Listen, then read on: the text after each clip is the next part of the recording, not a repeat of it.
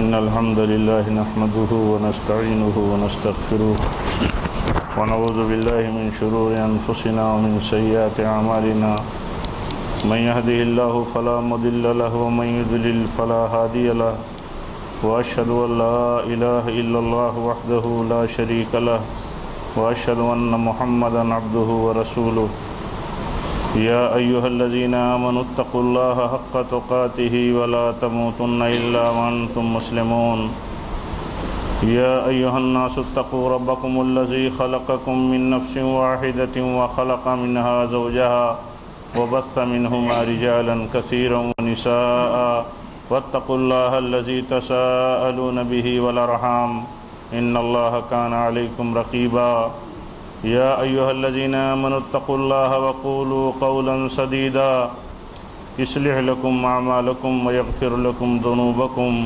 ومن يطع الله ورسوله فقد فاز فوزا عظيما أما بعد فإن خير الحديث كتاب الله وخير الهدي هدي محمد صلى الله عليه وسلم وشر الأمور محدثاتها وكل محدثة بدعة وكل بدعة ضلالة وكل ضلالة في النار أعوذ بالله من الشيطان الرجيم بسم الله الرحمن الرحيم يا أيها الذين آمنوا كتب عليكم الصيام كما كتب على الذين من قبلكم لعلكم تتقون ضلع جمعیت اہل حدیث ساؤتھ ممبئی کے ذمہ داران و اراکین، آج کے اس ہفتہ واری اجتماع میں شریک ہمارے معزز بزرگوں، عزیزوں،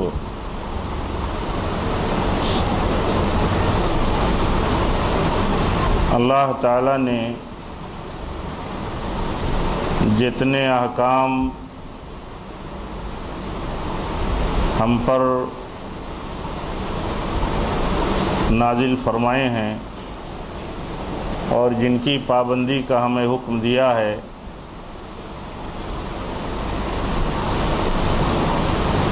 وہ بڑی مصلحتوں کے ہیں، بڑی حکمتوں سے بھرے ہوئے ہیں۔ روزہ یہ رمضان کے ایک مہینے کا یہ اسلام کے 5 بنیادی ارکان میں سے ایک رکن ہے۔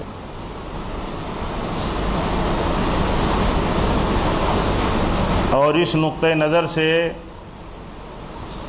کہ روزے کا مقصد کیا ہے،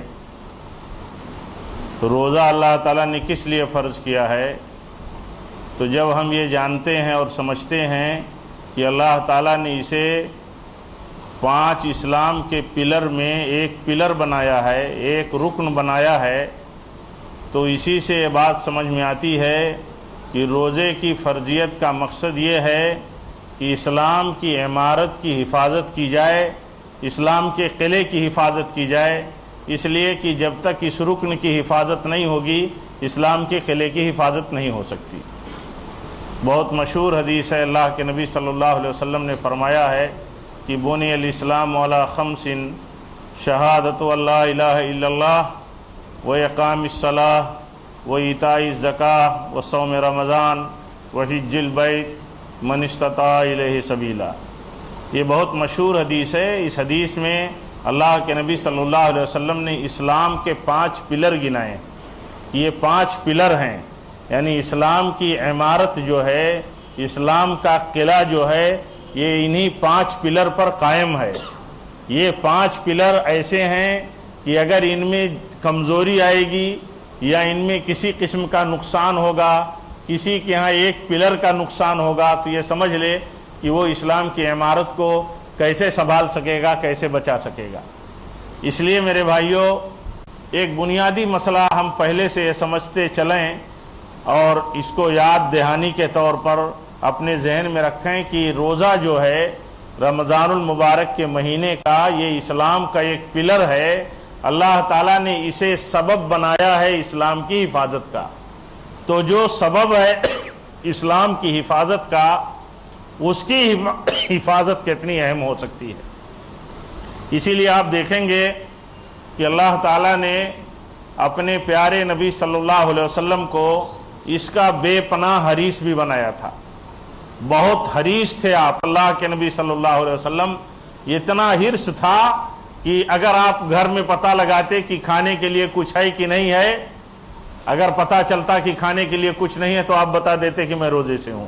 یعنی موقع اگر ملتا کہ روزہ رکھنے کا ایک بہانہ یہ ہے کہ گھر میں کچھ نہیں ہے، تو یہ نہیں کہ چلو اس کو کسی ڈھنگ سے افطار میں گزار دیں، اللہ کے نبی صلی اللہ علیہ وسلم اس کو روزے کی حیثیت سے اس دن کو گزار دیتے تھے۔ اور آپ کا ایک حرص یہاں بھی دیکھیے، حدیث میں آتا ہے کہ بندوں کے اعمال اللہ تعالیٰ کے ہاں ہفتے میں 2 دنوں میں پیش کیے جاتے ہیں، ایک جمعرات کا دن اور دوسرا سوموار کا دن۔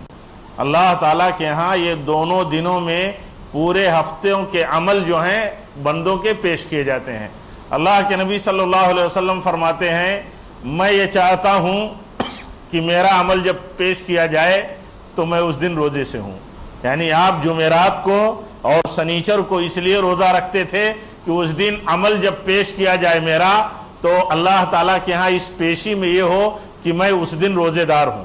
تو اس طرح روزے سے اللہ کے نبی صلی اللہ علیہ وسلم کو لگاؤ تھا۔ بہت ساری اس کی مثالیں ہیں، آپ اور بھی مختلف باتوں کے حوالوں سے انشاءاللہ سنیں گے۔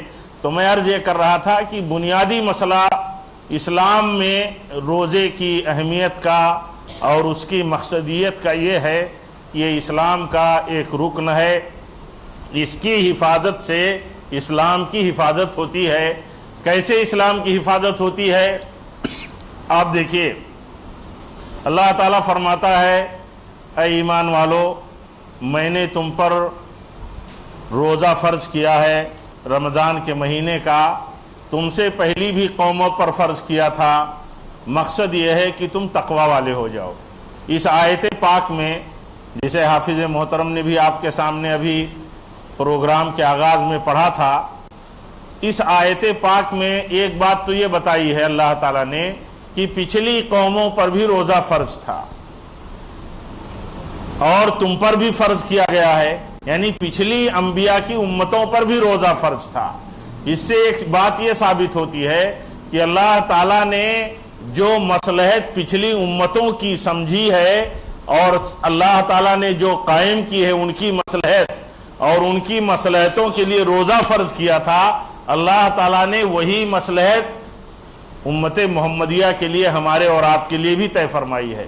یعنی امتوں کی مصلحتوں میں ایک بنیادی مصلحت یہ مشترک ہے کہ جیسے پچھلی قوموں کو اس بات کی ضرورت تھی کہ ان پر روزہ فرض کیا جاتا، ان کو تقوی کے اسباب کو مہیا کرنے کی شکل دی جاتی، یعنی ایک تقوی کے حصول کرنے کا ایک ذریعہ ہے روزہ، تو پچھلی امتوں پر جیسے اللہ تعالیٰ نے روزہ فرض کیا تھا کہ روزے کا اہتمام کر کے وہ تقوی حاصل کریں جو اصل مقصد ہے، تو اللہ تعالیٰ نے امت محمدیہ کی بھی وہی مصلحت باقی رکھی ہے جو پچھلی امتوں کی تھی۔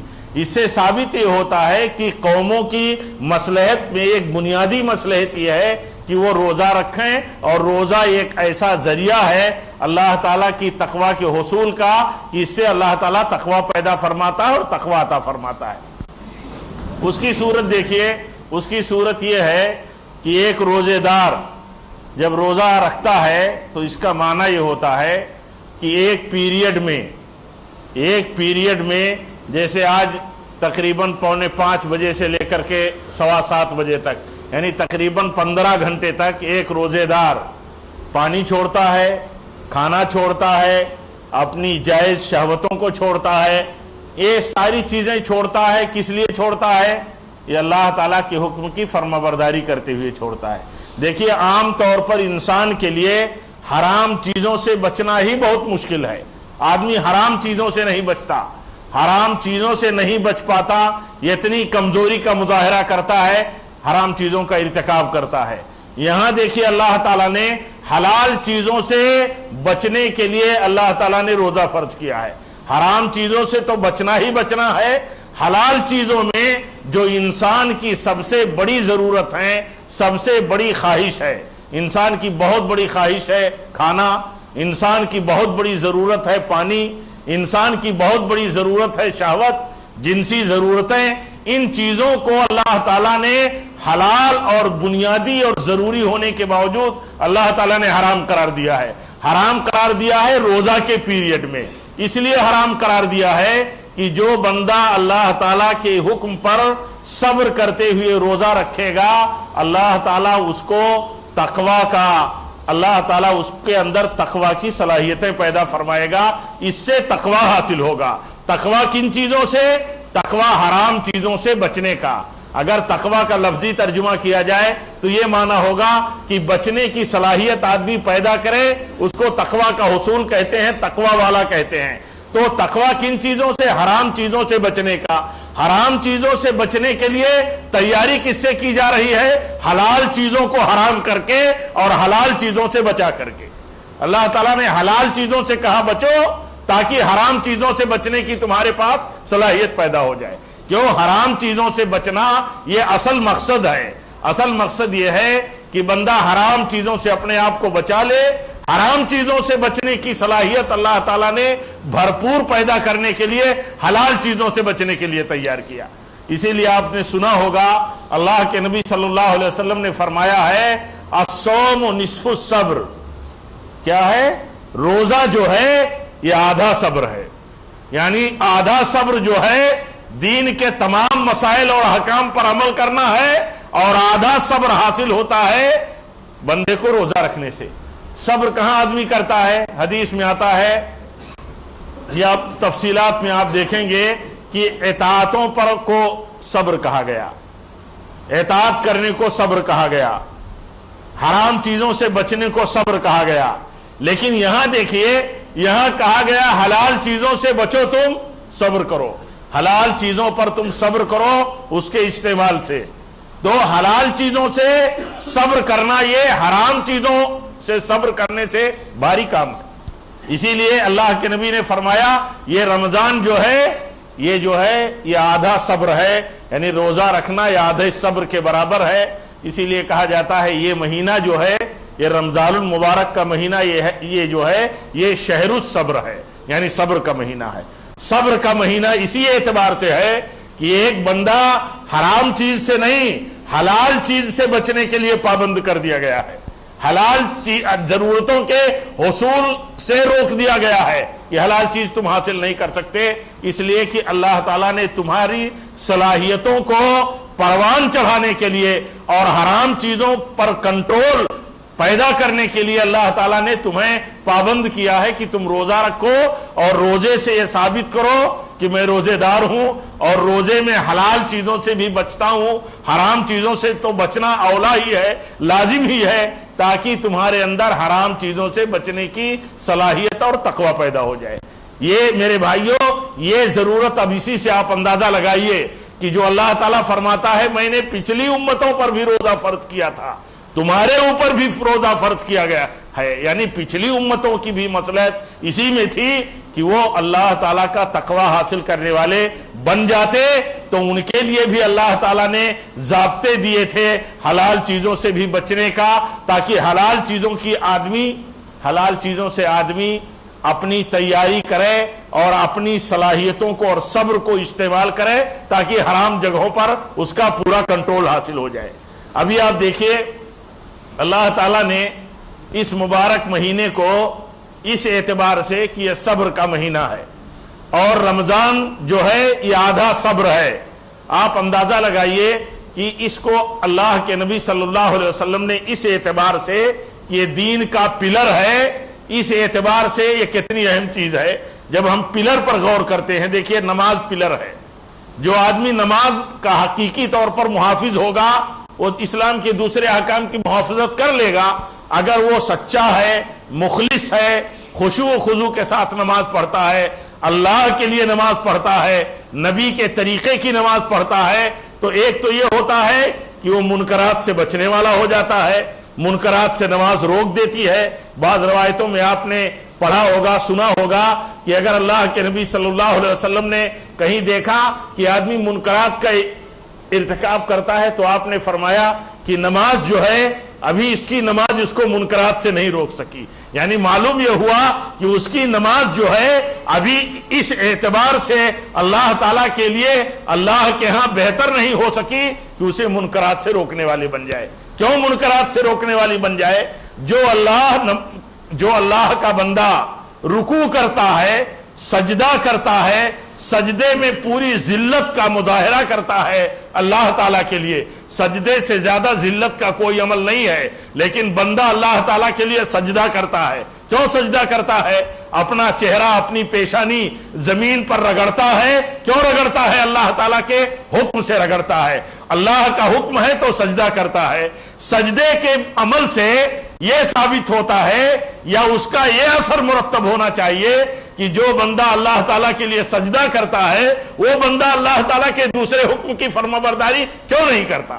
یعنی معلوم یہ ہوا کہ سجدہ کرنے والا بندہ دوسرے حکم کا اعلیٰ درجے پر پابند ہوگا، کیونکہ سجدے میں جتنی ذلت ہے کسی عمل سے اور کسی کام کے کرنے میں اتنی ذلت نہیں ہے، کسی کام کے رکنے میں اتنی ذلت نہیں ہے.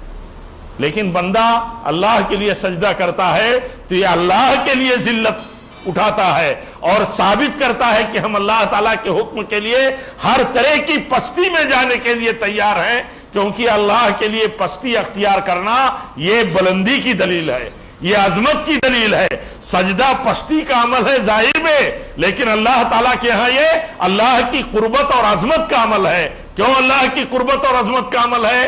اس سے بڑا عبادت کا کوئی عمل نہیں. پوری نماز میں بھی سجدے سے بڑا کوئی عمل نہیں، کوئی حصہ نہیں جو بندہ اللہ تعالیٰ کے ہاں عاجزی اور تذلل کے ساتھ، خشوع کے ساتھ کسی عمل سے مظاہرہ کر سکتا ہو. کسی بھی عمل سے، نماز کے بھی، کسی بھی روزے کے عمل سے، کسی بھی اسلام کے ارکان کے کسی بھی عمل سے جتنا تذلل اور مظاہرہ بندہ سجدے سے کرتا ہے کسی بھی جگہ نہیں کرتا. تو سجدہ کرنے والا بندہ اللہ کے حکم پر سجدہ کرتا ہے تو اللہ تعالیٰ کے حکم پر دوسری جگہ اللہ تعالیٰ کی اطاعت کیوں نہیں کرتا؟ اللہ تعالیٰ کی فرما برداری کیوں نہیں کرتا؟ اسی لیے اللہ تعالیٰ نے فرمایا ان الصلاۃ تنہی عن الفحشاء والمنکر. فحش حرام ہے، منکر حرام ہے. نماز کیوں روکتی ہے؟ جو بندہ نماز اللہ تعالیٰ کے حکم پر قائم کرتا ہے، نماز کی پابندی کرتا ہے، وہ منکرات سے بچنے والا اعلیٰ درجے پر ہوگا اگر اس کی نماز درست ہو.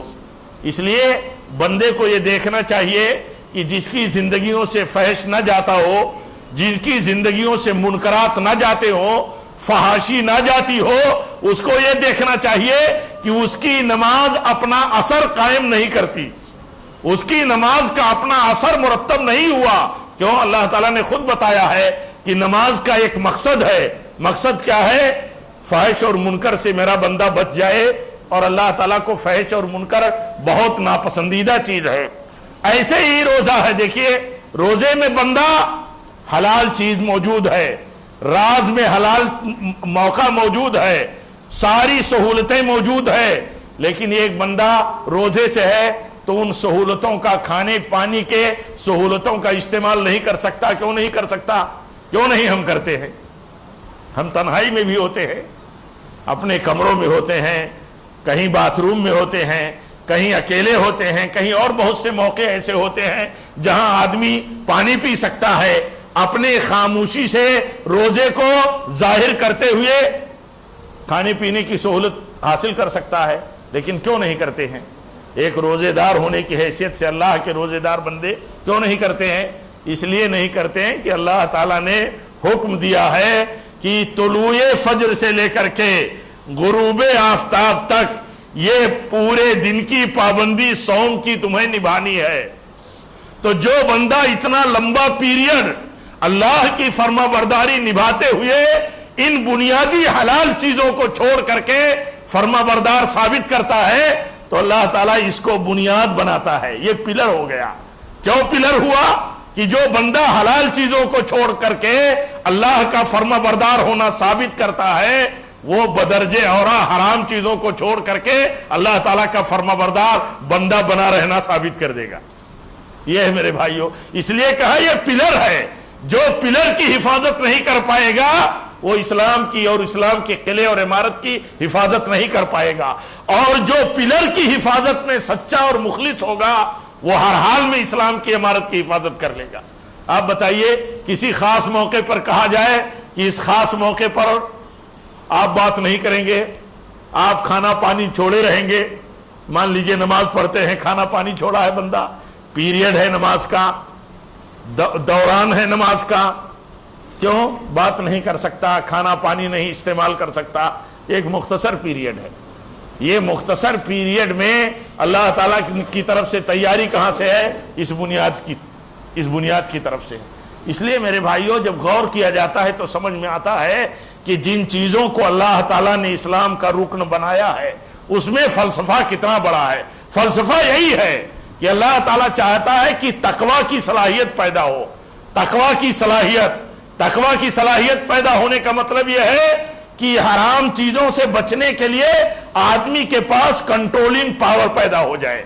جیسے کنٹرول ہم کر رہے ہیں اپنے آپ کو ہر طرح کی عادتوں سے, ہر طرح کے اپنی مطلب ہیبٹوں سے نکل کر کے ہم اللہ تعالیٰ کی اطاعت و فرما برداری کر رہے ہیں اور ثابت کر رہے ہیں کہ ہم اللہ تعالیٰ کے فرما بردار ہیں. تو ایسے ہی میرے بھائیوں زندگی کے تمام شعبوں میں ہمارے عمل سے ثبوت مل جائے گا اگر ہم یہاں سچے اور کھڑے ہوں گے. اسی لیے دیکھیے اللہ کے نبی صلی اللہ علیہ وسلم نے روزے کی حفاظت کے لیے اور روزے کے مقصد اور ٹارگیٹ کو پانے کے لیے بہت ساری چیزیں بتائیں. ایک تو بنیادی چیز یہ ہے کہ اس سے تقوی حاصل ہوتا ہے. تقوی سے کیا ہوتا ہے؟ جو تقوی والا ہو گیا یا متقی بندہ ہو گیا اس کو کیا حاصل ہوتا ہے؟ اس کو تقوی کی بنیاد پر جنت حاصل ہوتی ہے, جنت کا بندہ مستحق ہوتا ہے. یعنی تقوی, یہ روزے سے تقوی حاصل ہوتا ہے. روزہ سبب ہے تقوی کے حصول کا, اور تقوی جو ہے یہ سبب ہے جنت کے حصول کا. جنت تقوی کے بغیر بندے کو مل نہیں سکتی, اور تقوی اس وقت تک نہیں مانا جائے گا جب تک کہ بندہ اللہ تعالیٰ کی حرام کی ہوئی چیزوں سے بچنے والا نہ ہو جائے. کوئی روزے دار اگر حرام کام کا ارتکاب کرتا ہے تو اپنے آپ سے پوچھے, اپنے نفس سے, ہم سب پوچھیں اپنے نفس سے کہ پانی حلال ہے ہم نے چھوڑا ہے, کھانا حرام ہے ہم نے چھوڑا ہے, شہوت کے مواقع حلال موجود ہیں ہم نے چھوڑ رکھے ہیں, تو حرام چیزوں کا ارتکاب ہم کیوں کرتے ہیں؟ کس بنیاد پر کرتے ہیں؟ یعنی اس کا معنی یہ ہوتا ہے کہ بندہ اللہ تعالیٰ کے روزے میں پورے طور پر, کامل طور پر مخلص نہیں ہے. اگر مخلص ہوتا تو حرام چیزوں کا ارتکاب کیوں کرتا؟ اسی لیے دیکھیے اللہ کے نبی صلی اللہ علیہ وسلم نے فرمایا, آپ نے فرمایا جو جھوٹ نہ چھوڑے, یا علماء حدیث نے زور کا معنی ایک عام معنی بھی بیان کیا ہے کہ جو آدمی حرام کام نہ چھوڑے. جھوٹ سب سے بڑا حرام کام ہے, اس میں تمام اس سے نچلے درجے کے سارے حرام کام شامل ہوں گے. علماء حدیث کہتے ہیں ہر منکر اور حرام چیز اس میں داخل ہے, زور میں. تو اللہ کے نبی فرماتے ہیں جو زور نہ چھوڑے اور زور پر عمل نہ چھوڑے, یعنی حرام کام پر عمل, حرام کام ترک نہ کر دے, تو اللہ کے نبی فرماتے ہیں اس کو کیا ضرورت ہے کہ وہ کھانا چھوڑے, پانی چھوڑے. معلوم اس سے یہ ہوا کہ کھانا چھوڑانے سے مقصد کیا ہے, پانی چھوڑانے کا مقصد کیا ہے, جنسی تقاضوں سے روکنے کا مقصد کیا ہے روزے کے پیریڈ میں کہ آدمی حرام کام کو چھوڑے, اور حرام ہی نہیں چھوڑتا تو کھانا پانی چھوڑنے کا مقصد کیا ہے. یعنی اس حدیث سے بھی روزے کا مقصد ثابت ہوتا ہے. کیا ثابت ہوتا ہے؟ روزہ رکھنے کا مقصد, کھانا پانی شہوات چھوڑنے کا مقصد, ایک 15 گھنٹے کے پورے پیریڈ میں, پورے دن میں صبح صادق سے لے کر کے غروب آفتاب تک, اس کا مقصد کیا ہے؟ بندہ حرام چھوڑے. اس حدیث سے ہی ثابت ہوتا ہے نا. من لم يدع قول الزور والعمل به فليس لله حاجة به ان يدع طعامه وشرابه، کہ جو آدمی نہ چھوڑے زور اور جھوٹا عمل، حرام کاری نہ چھوڑے، تو کیا ضرورت ہے اس کو کہ وہ کھانا چھوڑے اور پانی چھوڑے؟ کیا ضرورت ہے؟ یعنی معلوم یہ ہوا کہ کھانا اور پانی چھوڑانے کے پیچھے جو اللہ تعالیٰ نے مقصد قائم کیا ہے روزے کا، اس کا مقصد یہ ہے کہ آدمی حرام چھوڑے۔ آپ دیکھیے میرے بھائیوں، جب تک آدمی اس کنسپٹ سے روزہ نہیں رکھتا، جب تک آدمی روزے کے مقصد اور اس کے تصور کو نہیں سمجھتا، روزے کا فلسفہ سمجھ کر کے روزہ نہیں رکھتا، تو ایک پیریڈ میں عادت کے طور پر آدمی عمل کرتا ہے، سماجی سطح پر آدمی عمل کرتا ہے، فیملی لیول پر آدمی کیا کرے گا؟ ساری فیملی روزہ سے ہے، اسی میں ایک ممبر بگڑے ہوئی ذہنیت کا ہے، مقصد صوم سے اس کو کوئی لینا دینا نہیں، روزہ نہیں رکھتا، روزہ نہیں رکھے گا۔ فیملی روزہ رکھ رہی ہے، روزے سے ہے، سماج روزے دار ہے، روزے سے ہے، کمیونٹی روزے دار ہے، روزے سے ہے، لیکن یہ کہ روزے سے اگر اس ذہنیت کے ساتھ آدمی وابستہ ہے تو آپ دیکھیں گے کہ وہ حرام کام نہیں چھوڑتا، روزے میں بھی موقع پاتا ہے تو کرتا ہے، روزے کے بعد تو دروازہ اس کے لیے کھل ہی جاتا ہے، کھل جاتا ہے اس کے لیے دروازہ، اس لیے کہ روزے کے بعد تو سارے دروازے کھلے ہوتے ہیں۔ تو رمضان میں پورے ایک مہینے تک ٹریننگ کا عمل اور تربیت کا عمل جو یہ جاری ہے، اس عمل کے پیچھے اللہ تعالیٰ کا مقصد ہے۔ اللہ کا مقصد یہ ہے کہ آدمی حرام چھوڑنے والا ہو جائے۔ حرام نہیں چھوڑتا ہے آدمی اگر روزے کے مہینے میں بھی اور روزے کے بعد بھی۔ علماء کہتے ہیں جو آدمی یہ جاننا چاہے کہ اس کا روزہ اللہ تعالیٰ کے ہاں قبول ہوا کہ نہیں ہوا، جیسے عید کے دن آدمی اپنے بھائی کے لیے اس کے اس مبارک مہینے کے عملوں کی قبولیت کی دعا کرتا ہے، عید کے دن دعا کرتا ہے تقبل اللہ منا و منکا، اس طرح کی دعا ثابت ہے صحابہ سے کہ اللہ تعالیٰ ہمارا اور تمہارا عمل قبول کر لے، روزہ قبول کر لے۔ علماء کہتے ہیں کہ قبولیت روزہ کی نشانیوں میں سے ایک نشانی یہ بھی ہے کہ آدمی دیکھے کہ اس کے ہاں تقوی آیا کہ نہیں، حرام چیزوں سے جو ارتکاب، حرام چیزوں سے جو اس کی زندگی میں وابستگی تھی اور ارتکاب ہوتا تھا، اس سے بچنے والا ہوا کہ نہیں۔ اگر رمضان کے بعد بھی اسی طرح حرام کام کر رہا ہے جس طرح رمضان سے پہلے کر رہا تھا، تو گویا کہ اس کے اس پورے مہینے کے روزے کا مقصد حاصل نہیں ہوا حاصل، اس لیے کہ حرام سے بچنے کے لیے تیاری کرائی جا رہی ہے۔ جیسے حدیث بتاتی ہے کہ جس نے جھوٹ نہیں چھوڑا، جھوٹ اور حرام کاری کے کام نہیں چھوڑے، اس کو کوئی ضرورت نہیں ہے کہ کھانا چھوڑے، پانی چھوڑے۔ ایک اور حدیث میں آتا ہے، اللہ کے نبی صلی اللہ علیہ وسلم فرماتے ہیں کہ کچھ لوگ ایسے ہوتے ہیں جو روزہ رہتے ہیں، پورے روزے کا بدلہ جو انہیں ملتا ہے وہ کیا بدلہ ہے؟ بھوکا رہنا، پیاسا رہنا، یہی ان کا بدلہ ہے۔ یہی ملا ان کو، بھوکے تھے، پیاسے تھے اور کچھ نہیں ملا، بھوکے تھے، پیاسے تھے، کچھ نہیں ملا، بے مقصد، بلا کسی ٹارگیٹ کے، احتساب ان کی زندگی میں نہیں تھا، اس لیے حاصل کچھ نہیں ہوا۔ اسی لیے دیکھیے اللہ کے نبی صلی اللہ علیہ وسلم فرماتے ہیں من صام رمضان ایمانا و احتسابا غفر له ما تقدم من ذنبہ، جس نے روزہ رکھا رمضان کے مہینے کا ایمان کے ساتھ، اور نیت اس کی کیا ہے؟ ثواب کی، اللہ تعالیٰ کے رضا کی، تقوی کے حصول کی، اس مقصد کے تحت جب اس نے روزہ رکھا تو پچھلے گناہ اس کے لیے معاف ہو گئے، پچھلے گناہ اس کے معاف کر دیے گئے اور وہ جنتی ہو گیا، اس لیے کہ تقوی حاصل کرنے والا ہو گیا۔ اور تقوی کی بنیاد پر اللہ تعالیٰ نے جنت کا وعدہ فرمایا ہے، تقوی اور متقیوں کے لیے تقوی کی بنیاد پر اللہ تعالیٰ کے ہاں جنت کا وعدہ ہے۔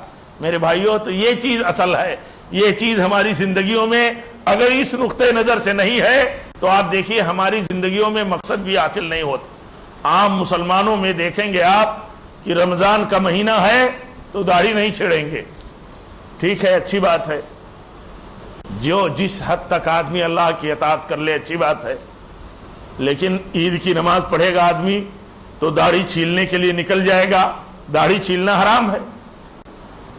داڑھی چھیلنا حرام ہے، یعنی یہ عمل خود ثابت کرتا ہے کہ بندہ جب حرام کام میں لگ گیا رمضان ختم ہوتے ہی، تو اس نے نہ تو پہلے اس مقصد کے تحت روزہ رکھا تھا کہ ہمارے پاس تقوی اور اللہ کی فرمانبرداری کی طاقت آ جائے، پاور آ جائے، اور نہ وہ چیز اسے حاصل ہوئی اس لیے کہ مقصد اس کا نہیں تھا۔ اس لیے میرے بھائیوں، یہ پہچان ہے، علامتیں ہیں، آدمی کو ان چیزوں کی فکر کرنی چاہیے۔ اسی طرح دیکھیے حدیث میں آتا ہے، اللہ کے نبی فرماتے ہیں روزہ جو ہے، روزہ کا مقصد کیا ہے؟ بندہ اللہ تعالیٰ کی رضامندی حاصل کرنے والا ہو جائے۔ اللہ تعالیٰ کی رضامندی کی دلیل یہ ہے، دیکھیے اللہ تعالیٰ اللہ کے نبی فرماتے ہیں اللہ تعالیٰ نے ایک دروازہ جنت کے 8 دروازوں میں ایک دروازہ اللہ تعالیٰ نے ریان کے نام پہ رکھا ہے، باب الریان۔ اللہ کے نبی فرماتے ہیں اس دروازے سے روزے داروں کو آواز دی جائے گی کہ اس سے داخل ہو جاؤ، اور صائمین جب داخل ہو جائیں گے روزے دار، تو یہ روزے داروں کے لیے اسپیشل دروازہ ہے، اس کے بعد بند کر دیا جائے گا۔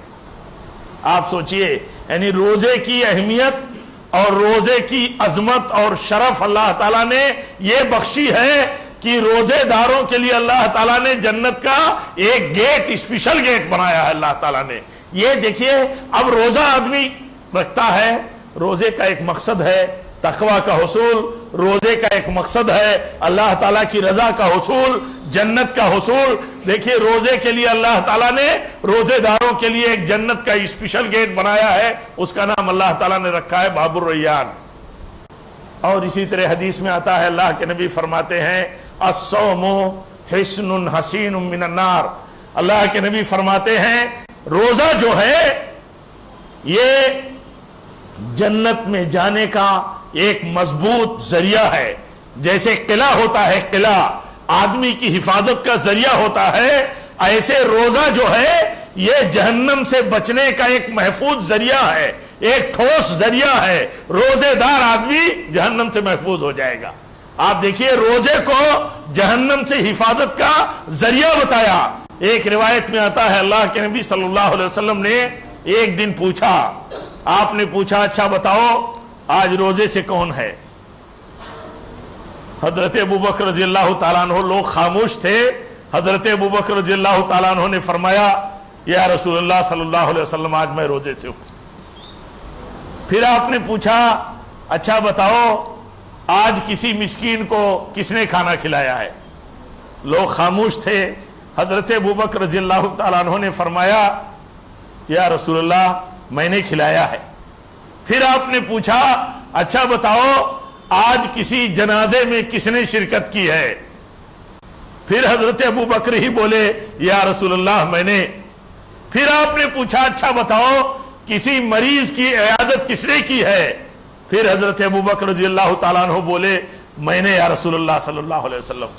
آپ فرماتے ہیں کہ جس کے یہاں یہ عمل موجود ہو جنت کے سارے دروازے اس کو پکاریں گے کہ میری گیٹ سے، میری جانب سے تم جنت میں داخل ہو جاؤ۔ اللہ کے نبی صلی اللہ علیہ وسلم نے جو پہلا سوال کیا تھا، پہلا سوال اس حدیث پاک میں ہے، اللہ کے نبی نے فرمایا بتاؤ آج روزے سے کس نے دن گزارا ہے؟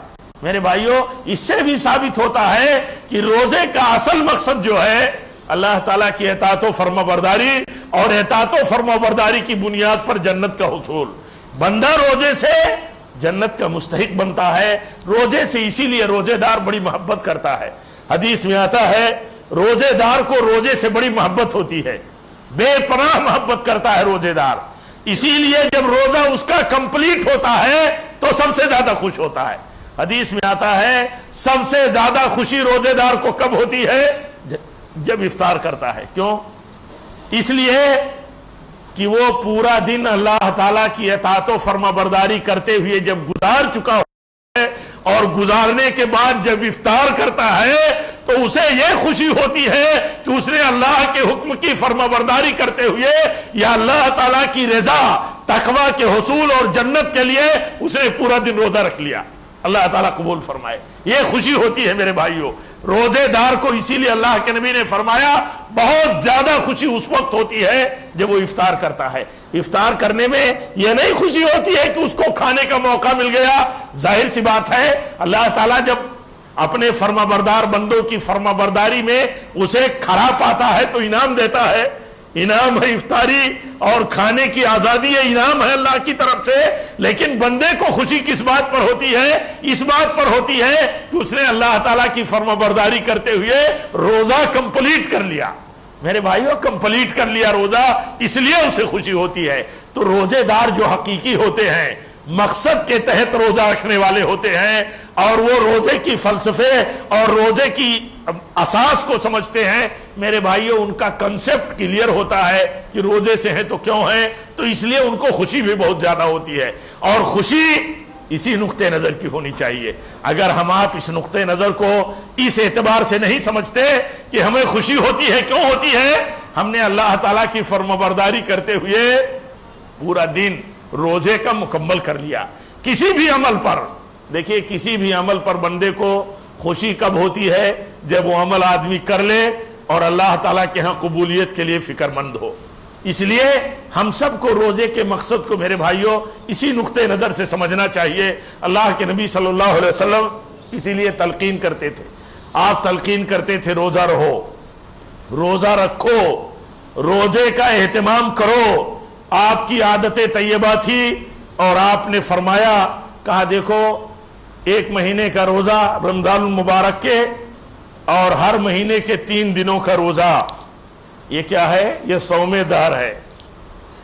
13ویں 14ویں 15ویں, یعنی یہ چاند کے مہینوں کے 3 دنوں کے روزے, 13ویں 14ویں 15ویں, انہیں ایام بیز بھی کہا جاتا ہے. ایام بیز, یہ ایام بیز کے روزے 3 دن کے روزے 30 دن ہو گئے. حدیث میں آتا ہے ہر نیکی کا عمل اللہ تعالیٰ کے ہاں کم سے کم 10 گنا ہوتا ہے. کتنا ہوتا ہے؟ 10 گنا. کم سے کم ہر نیکی کے عمل کا بدلہ کتنا ہے؟ 10 گنا. تو ایک مہینے میں 3 دنوں کا روزہ رکھنا یہ کیا ہے؟ 10 دنوں کے روزے کے برابر ہو گیا. تو ہر مہینے کا 3 دن 30 دن ہو گیا, اور 30 دن کا روزہ جو ہے 300 دن کا ہو گیا. رمضان المبارک کے مہینے کا روزہ جو ہے 30 دن کا 300 دن کا ہو گیا. تو اس طرح اور 3 دن کا روزہ 30 دن کا جو ہوتا ہے, اس طرح اللہ کے نبی صلی اللہ علیہ وسلم نے کہا کہ جس نے ایک مہینے کا روزہ رکھا اور پھر 3 دنوں کا روزہ رکھا ہر مہینے میں, اس نے گویا کہ پورے سال کا روزہ رکھا, کوئی دن اس نے ترک نہیں کیا. یہ اللہ تعالیٰ کی طرف سے قبولیت ہے اور یہ اللہ تعالیٰ کی طرف سے شرف ہے روزے داروں کے لیے کہ 3 دن کا روزہ رکھتا ہے ایک روزے دار تو اسے 1 مہینے کے روزے کا بدلہ ملتا ہے, اور 30 دن کا جو روزہ رکھتا ہے 1 مہینے کا تو اسے 300 دن کا بدلہ ملتا ہے. میرے بھائیو, اس طرح اللہ تعالیٰ نے روزے کا بدلہ اور انعام مقرر کیا ہے. تو میرے عرض کرنے کا مقصد یہ ہے, گفتگو کا مقصد یہ ہے میرے بھائیوں کہ روزے کا ہمارا کنسپٹ اور روزے کا ہمارا مقصد ہمارے دلوں میں رہنا چاہیے. مقصد کیا ہو ہمارے دلوں میں, روزے کا فلسفہ کیا ہو جو اللہ تعالیٰ نے بتایا ہے. اللہ تعالیٰ نے یہ بتایا ہے کہ روزہ رکھنے کا مقصد, روزے کی فرضیت کا مقصد کیا ہے؟ تقویٰ کا حصول. اور تقویٰ کا حصول کے معنی کیا ہے؟ آدمی حرام چیزوں سے بچنے والا ہو جائے.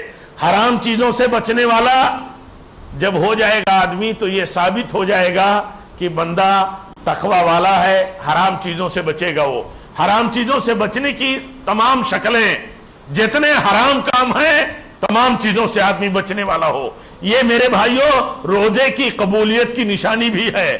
اور اللہ کے نبی صلی اللہ علیہ وسلم نے جو یہ فرمایا کہ روزہ جو ہے یہ بنیاد ہے, یہ پلر ہے اسلام کا. روزہ جب رکھتا ہے آدمی رمضان کے مہینے کا تو گویا کہ اسلام کے پلر کو محفوظ کرتا ہے, وہ ٹھوس بنائے رکھتا ہے اور اس کی قوت اور مضبوطی کو قائم رکھنے والا ہوتا ہے. اور جو آدمی اسلام کی پلر کی حفاظت کر لے گا وہ اسلام کی حفاظت کر لے گا. آپ کو بعض مثالوں سے میں نے سمجھایا کہ دیکھیے ایک آدمی سجدہ کرنے والا ہو اور سجدہ اللہ کے حکم پر کرتا ہو، پھر باہر جا کر کے آدمی اللہ تعالیٰ کی نافرمانی کرتا ہو، نافرمانی سے اللہ ہی روکتا ہے، جیسے اللہ سجدے کا حکم دیتا ہے اور کہتا ہے کہ سجدہ کرو، سجدے کے حکم پر ہم سجدہ کرتے ہیں، ایسے ہی اللہ تعالیٰ نے جس چیز کو کہا یہ منکر ہے تو اللہ کے حکم پر ہمیں بچنا چاہیے۔ دیکھیے حج بھی اسلام کا رکن ہے، حج بھی ایک اسلام کا رکن ہے۔ ایک حاجی جو ہے ایک موقع پر جا کر کے کنکری مارتا ہے، ایک موقع پر جا کر کے ایک حاجی کنکری مارتا ہے۔ آپ بتاؤ کنکری مارنا یہ کیا ہے؟ کوئی شیطان بیٹھا نہیں ہوتا کہ آدمی کنکری مارتا ہے، نہ شیطان کو کنکری مارتا ہے۔ یہ بات تو بہت مشہور ہو گئی کہ آدمی شیطان کو کنکری مارتا ہے۔ حقیقت یہ نہیں ہے، حقیقت یہ ہے کہ اللہ تعالیٰ کی فرمانبرداری کرتے ہوئے بندہ ایک موقع پر، ایک علامت پر، ایک نشانی پر کنکری مارتا ہے۔ وہ کسی شیطان کے وجود پر نہیں مارتا، نہ کوئی شیطان کا ڈھانچہ ہوتا ہے، ایک نشانی بنا دی گئی ہے، کہا یہاں کنکری مارو، کوئی بھی وجہ ہے، بندہ کنکری مارتا ہے وہاں۔ آپ بتائیے کنکری پھینکنا منع ہے، سخت منع ہے کنکری پھینکنا۔ حدیث میں آتا ہے اللہ کے نبی صلی اللہ علیہ وسلم نے منع فرمایا کہ کوئی کنکری پھینکے۔ ایک صحابی رسول نے دیکھا کہ ان کا کوئی رشتہ دار بچہ ہے وہ کنکری پھینکتا ہے، منع کیا اسے، کہا مت پھینکو، اللہ کے نبی نے منع فرمایا ہے۔ پھر بعد میں دیکھا وہی بچہ کنکری پھینک رہا ہے تو انہوں نے اس سے قطعی کلام کیا کہ میں نے تم سے منع کیا اور اس حوالے سے منع کیا کہ کنکری مت پھینکو، کہ کیوں؟ کنکری پھینکنا کوئی کام ہے، کوئی اس سے مقصد حاصل ہوگا، نہ تو اس سے شکار کر پاؤ گے، نہ تو کوئی دشمن تم اس سے مار کے گرا پاؤ گے، کیا اس سے حاصل کر لو گے؟ منع کیا، منع کرنے کے بعد بھی نہیں چھوڑا، بات چیت بند کر دیا۔ ایک حاجی دیکھے ایک موقع پر پہنچ کر کے کنکری پھینکتا ہے، کنکری مارتا ہے ایک نشانی کو، کوئی شیطان آپ سے کہا نہیں موجود ہوتا ہے کہ وہ شیطان کو آدمی کنکری مارتا ہے، بس اللہ کا حکم ہے ایک حاجی کو کہ کنکری مارو، جیسے ایک حاجی کو حکم دے دیا کہ تم سلا ہوا کپڑا حالت حج میں نہیں پہن سکتے، حالت حج میں جب حج کے ایام ہو تو تم سلا ہوا کپڑا نہیں پہن سکتے۔ سلا ہوا کپڑا اللہ تعالیٰ نے اتروا دیا، بندے نے اتار دیا۔ اللہ تعالیٰ نے اور اس کے رسول نے پسند نہیں کیا ہے کہ آدمی بال چھلائے، بال چھلا ہوا رہے، سر اپنا موڑ کر کے رہے، پسند نہیں کیا۔ یہاں دیکھیے کہا کہ سر موڑ لو۔ اللہ کے نبی کو خوشبو کتنا زیادہ پسند ہے، بہت پسندیدہ۔ اللہ کے نبی نے فرمایا مجھے دنیا میں جو چیزیں محبوب ہیں ان میں آپ نے ایک فرمایا عطر اور خوشبو بھی ہے، اتنا محبوب۔ لیکن وہاں جہاں آدمی دھول اور مختلف قسم کے سمجھ لیجئے گرد و غبار میں آدمی اٹا پٹا رہتا ہے، آج دیکھیے حالات ترقی کر گئے اور کرتے جا رہے ہیں، ورنہ حاجی کی حالت کیا ہوتی تھی مزدلفہ اور عرفہ میں، ہر آدمی اور پچھلے دور کے لوگ بہت اچھی طرح جانتے ہیں اور بتا سکتے ہیں۔ دیکھیے وہاں جہاں آدمی گرد و غبار اور اسی طرح گرمی اور پسینوں میں سرابور ہو، اللہ کی بندگی حج کے عمل میں ہو، وہاں کہا جاتا ہے کہ خوشبو لگانا حرام ہے، حرام ہے خوشبو لگانا۔ کیوں؟ اتنا دیوانہ اتنا آدمی محبت کرنے والا، خوشبو سے عطر سے لگاؤ رکھنے والا، اس کو کہا جاتا ہے نہیں لگا سکتے۔ کیوں؟ یہاں تیاری اصل میں کرائی جاتی ہے کہ بندہ جو ہے اللہ کی فرمانبرداری کرتے ہوئے جب خوشبو نہیں لگائے گا، سر نہیں چھلانا چاہیے سر چھلائے گا، کنکری نہیں پھینکنی چاہیے کنکری پھینکنے کا کام کرے گا، ایسے دوڑ لگائے گا جہاں اللہ تعالیٰ کہے گا یہاں دوڑ لگاؤ، اتنے فاصلے میں دوڑ لگاؤ، یہ سارے کام اللہ تعالیٰ حج میں کرواتا ہے۔ کیوں؟ حج کو کہتا ہے یہ رکن ہے، پلر ہے اسلام کا۔ یہاں جب بندہ اللہ تعالیٰ کے حکم کی فرما برداری کر لیتا ہے اور کر کے ثابت کرتا ہے فرما بردار، تو زندگی کے دوسرے مرحلوں میں، دوسرے موڑ پر، موقعوں پر اللہ کی فرما برداری ثابت کیوں نہیں کرتا؟ اور اگر سچا ہے اور مخلص ہے، مقصد کے ساتھ عمل کرتا ہے تو کر لے گا۔ اسی لیے کہا مقصد کے تحت اگر آدمی روزہ رکھتا ہے تو اس کی روزے کی نشانی اس کی زندگی میں آنی چاہیے. جیسے علماء نے لکھا ہے کہ اگر ایک آدمی یہ جاننا چاہتا ہو کہ اس کا روزہ قبول ہوا کہ نہیں تو وہ دیکھے کہ اس نے حرام چھوڑا کہ نہیں جس حرام میں پہلے مبتلا تھا. اگر حرام ویسے ہی کر رہا ہے جیسے رمضان سے پہلے کرتا تھا تو اسے جان لینا چاہیے کہ اس کا روزہ قبول نہیں ہوا. کیوں؟ روزے کا ایک مقصد ہے. مقصد کیا ہے؟ تقوی کا حصول. اور تقوی کا معنی کیا ہے موٹے انداز میں؟ کہ آدمی حرام چیزوں سے بچنے والا ہو جائے. حرام چیزوں سے بچنا یہ زیادہ کٹھن ہے حلال چیزوں کے عمل سے. اسی لیے دیکھیے اللہ کے نبی نے اس حدیث میں جس میں آپ کو میں نے حوالہ دیا اس حدیث سے خود ثابت ہوتا ہے کہ حرام سے بچنا اصل مقصد ہے کھانے پینے سے روکنے کا. جس نے جھوٹ نہیں چھوڑا حرام کاری نہیں چھوڑی اسے کوئی ضرورت نہیں ہے کہ وہ کھانا چھوڑے پانی چھوڑے. کیا ضرورت ہے؟ حرام چیزوں سے بچنے کے لیے تو کھانا پانی اور شہوات کو چھڑوایا جا رہا ہے جنسی تقاضوں سے روکا جا رہا ہے. اگر اس کے باوجود بھی آدمی حرام نہیں چھوڑتا تو ضرورت کیا ہے ان حلال چیزوں کو چھوڑنے کی؟ یعنی مقصد اللہ تعالیٰ کا یہ ہے. اس مقصد کے تحت ہر روزے دار مرد کو ہر روزے دار عورت کو ہر بڑے چھوٹے کو ہر عالم اور عام آدمی کو روزہ رکھنا چاہیے. اگر اسی مقصد کے تحت روزہ رکھے گا تو آپ دیکھیے اس کی زندگی میں روزے کا اثر اور مقصد اور تقوی ضرور آئے گا. اور اگر نہیں آیا تو اس کا معنی یہ ہوا کہ وہ آدمی خود دیکھ لے خود اپنا نتیجہ طے کر لے کہ اس نے روزہ رکھا یا نہیں رکھا. جیسے حدیث میں آتا ہے جیسے اللہ تعالیٰ نے فرمایا کہ ایک آدمی نماز پڑھتا ہے اس کے باوجود فحش کا کام کرتا ہے فحش گوئی کرتا ہے منکر کا کام کرتا ہے منکر نہیں چھوڑتا. تو اللہ تعالیٰ نے جو یہ فرمایا ہے کہ صلاۃ جو ہے صلاۃ ان الصلاۃ تنہی عن الفحشاء والمنکر صلاۃ جو ہے نماز جو ہے فحش اور منکر سے روکنے والی ہوتی ہے روکتی ہے. تو ہر روزے دار جیسے یہ دیکھے کہ حرام نہیں چھوٹا ایسے ہی ایک نمازی اگر ہے تو یہ کیوں نہیں وہ دیکھے کہ اس نے فحش اور منکر کیوں نہیں چھوڑا اسے دیکھنا چاہیے.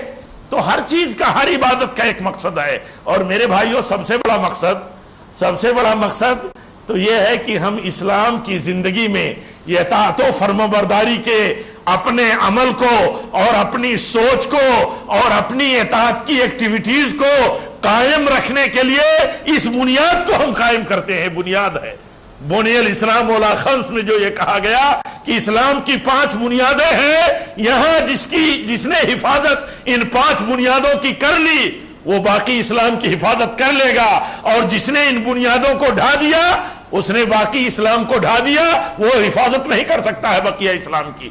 اس لیے یہ پیمانہ بھی ہے. اس سے یہ بھی ثابت ہوتا ہے کہ یہ پیمانہ بھی ہے یہ ذریعہ بھی ہے ناپنے کا کہ جو آدمی نماز میں سچا ہو روزے میں سچا ہوگا اسی طرح زکوٰۃ میں سچا ہوگا حج کے عمل میں سچا ہوگا شہادتین کی گواہی اللہ کے معبود برحق ہونے کی گواہی اور نبی اکرم صلی اللہ علیہ وسلم کے اللہ کے بندے اور رسول ہونے کی گواہی میں جو سچا ہوگا یہ حقیقت میں پیمانہ ہوگا اس کی بقیہ زندگیوں کے سچے اور درست ہونے کی.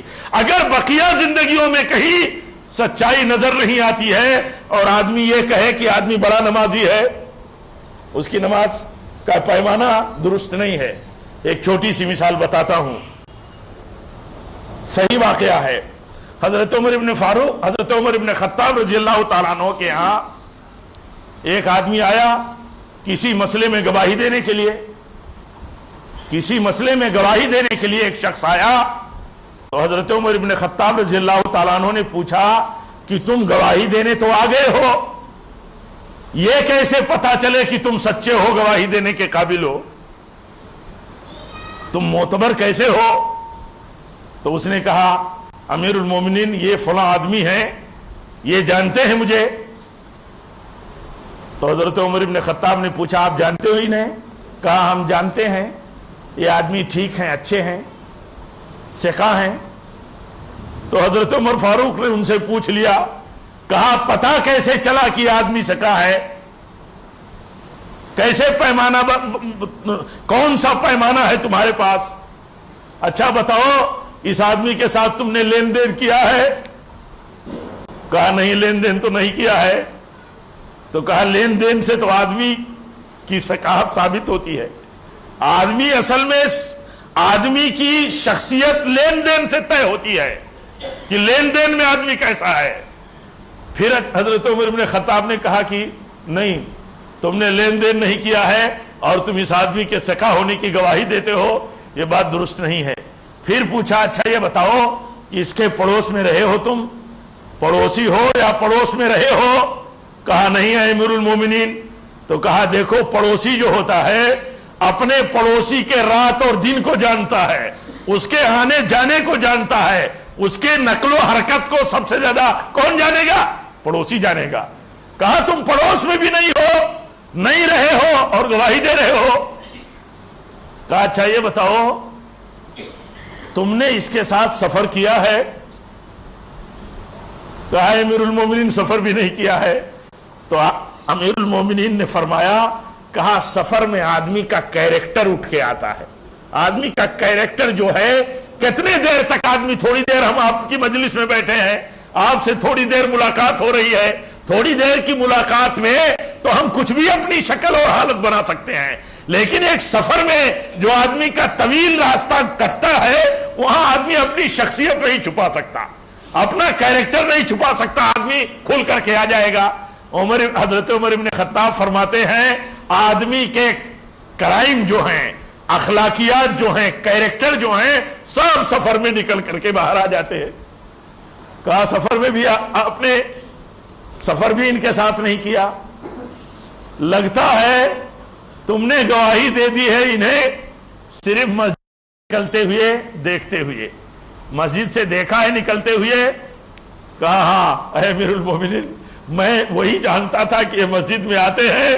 کہا نہیں، اس کا معنی یہ ہے کہ وہ سمجھتے تھے کہ مسجد کی زندگی سے اگر آدمی کا مقصد باہر کی زندگی میں ملتا نہ ہو، نماز کا مقصد اگر باہر کے عمل میں حاصل نہ ہو جاتا ہو، تو گویا کہ آدمی کی نماز اللہ کے ہاں قبول نہیں ہے، معتبر نہیں ہے۔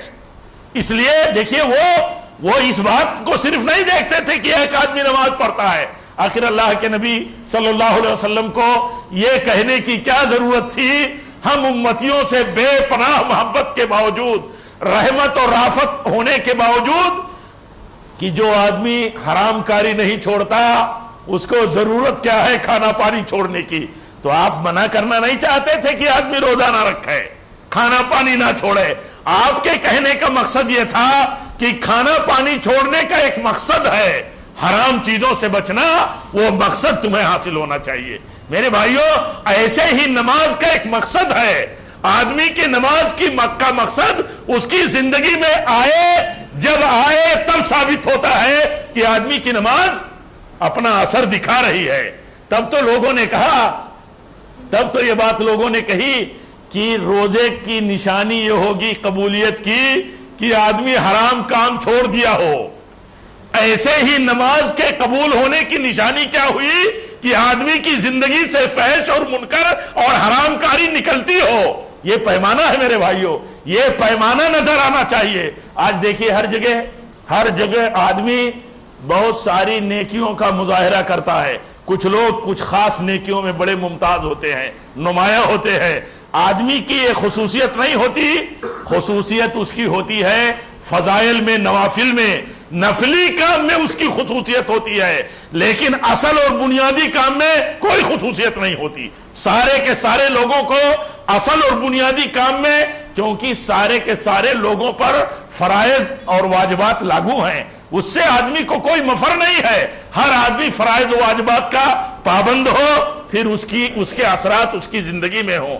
یہ پورے خطبے کا اور آج کے پروگرام میں اس عنوان کا میرے بھائیوں مقصد یہ ہے، اور اسی مقصد کے تحت روزہ رکھنے کا ہمارا ذہن رہنا چاہیے۔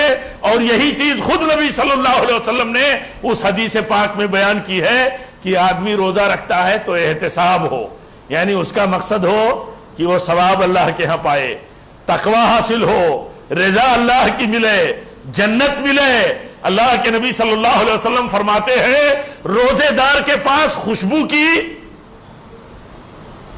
خوشبو کی ایک تھیلی ہوتی ہے، خوشبو کی ایک تھیلی ہوتی ہے. یہ کیسی تھیلی ہوتی ہے؟ یعنی اس کے پاس روزے دار ہے تو گویا کی وہ خوشبو کی ایک تھیلی اپنے پاس لیے ہوئے ہے اور خوشبو پھیلا رہا ہے. یہ اس حدیث کا مفہوم ہے جس میں یہ کہا گیا ہے کہ مومن روزے دار بندے کے منہ کی جو بو ہے، پیٹ کے خالی اور معدے کے خالی ہونے کی وجہ سے اللہ تعالیٰ کے ہم مشک سے زیادہ پسند ہے. تو اللہ کے نبی فرماتے ہیں کہ ایک مومن بندہ جو ہوتا ہے اس کے پاس خوشبو کی ایک تھیلی ہوتی ہے. یہ کیا ہوتی ہے؟ خوشبو پھیلاتا ہے اور یہ اس کی حفاظت کرتا ہے ہر نقطۂ نظر سے. اور آپ فرماتے ہیں کہ یہ جیسے دیکھو یہ روزہ جو ہے جیسے یہ محفوظ ذریعہ ہے آدمی کے جہنم سے بچنے کا اور جنت میں جانے کا، ایسے ہی جیسے کسی آدمی کے پاس ڈھال ہوتی ہے، ڈھال ایک جنگجو کے پاس، ایک مجاہد کے پاس ڈھال ہوتی ہے. وہ ڈھال کیسے؟ جیسے وہ ڈھال بچاؤ کا کام کرتی ہے تلواروں سے، تیروں سے، ایسے ہی روزہ جو ہے یہ جہنم سے بچاؤ کا کام کرتا ہے. روزے دار کو، ہم روزے دار ہیں، اللہ تعالی ہمارے روزوں کو قبول فرمائے. میرے بھائیو ہمارا مقصد کلیئر ہونا چاہیے، ہماری نیت بہت اچھی ہونی چاہیے. ہماری نیت یہ ہو کہ اللہ تعالیٰ یہ روزہ ہمارے لیے تقوی کا ذریعہ بن جائے، یہ سبب بن جائے تقوی کا، اللہ تعالیٰ کی رضا کا، اللہ کی خوشنودی کا، جنت میں جانے کا. اور یہ مقصد ہو ہمارا کہ یہ روزہ ہمارے لیے سفارشی بن جائے. دیکھیے روزے کا مقصد، ہم روزہ رکھتے ہیں تو ہمارے دل میں کیا ہو کہ یہ روزہ ہمارے لیے قیامت کے دن سفارشی بن جائے. ایک روزے دار اگر ان مقاصد کے تحت روزہ رکھے گا تو کتنی بڑی بات ہوگی. حدیث میں آتا ہے روزہ جو ہے قیامت کے دن سفارشی ہوگا. یہ کس کے لیے؟ ظاہر سی بات ہے کہ جو روزے دار صحیح نیت سے، وصولوں کے ساتھ، آداب و شرائط سے، ضابطوں کے تحت روزہ رکھے گا، یہ روزہ اس کے لیے سفارشی بن جائے گا. اللہ کے نبی فرماتے ہیں روزہ کہے گا اے اللہ روزے کی حفاظت کے لیے، میری حفاظت کے لیے اس نے کھانا چھوڑا تھا، پانی چھوڑا تھا، اپنی شہوتیں چھوڑی تھی، اے اللہ تو اسے معاف فرما دے. تو یہ میرے بھائیوں، لیکن یہ احتساب ہونا چاہیے، وہ احتساب جو حدیث میں بیان کیا گیا ہے، من صام رمضان ایمانا و احتسابا غفر له ما تقدم من ذنبہ. جس نے روزہ رکھا ایمان کے ساتھ اور اس کی نیت اچھی ہے، اس کی نیت اچھی ہے، اس کے پچھلے گناہ معاف کر دیے جائیں گے. اللہ تعالیٰ سے دعا کرتا ہوں کہ اللہ تعالیٰ ہم سب کو روزے کے مقصد کو اور اس کے فلسفوں کو سمجھنے کی توفیق عطا فرمائے، اور اسی مقصد کے تحت اللہ تعالیٰ ہم سب کو روزہ رکھنے کی توفیق عطا فرمائے. رب العالمین اس مبارک مہینے کو ہم سب کے لیے برکت کا، رحمت کا، مغفرت کا اور صبر کے حصول کا اللہ تعالیٰ مہینہ اسے بنا دے. جیسے حدیث میں آتا ہے کہ یہ مہینہ جو ہے روزے کا، یہ صبر کا مہینہ ہے، اور روزہ جو ہے آدھا صبر ہے. اللہ کے نبی نے فرمایا روزہ آدھا صبر ہے. جو آدمی روزہ حقیقت میں ایمانداری سے نبھا لے جائے اس نے گویا کہ آدھا صبر، اور آدھا صبر کا مظاہرہ کر دیا اس نے، اور آدھا صبر بقیہ ہے. جیسے حدیث میں آتا ہے طہارت جو ہے یہ نصف ایمان ہے، اس کو نصف ایمان کہا گیا، اور نکاح کو نصف ایمان کہا گیا.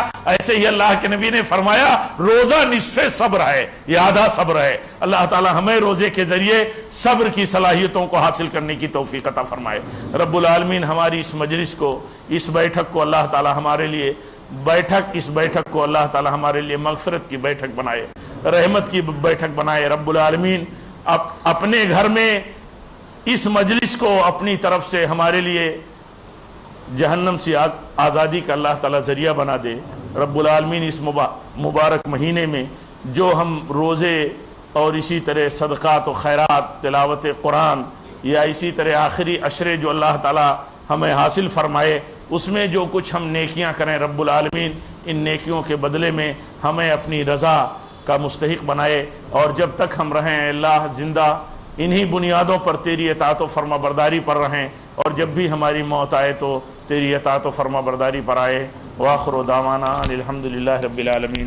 والسلام علیکم ورحمۃ اللہ وبرکاتہ.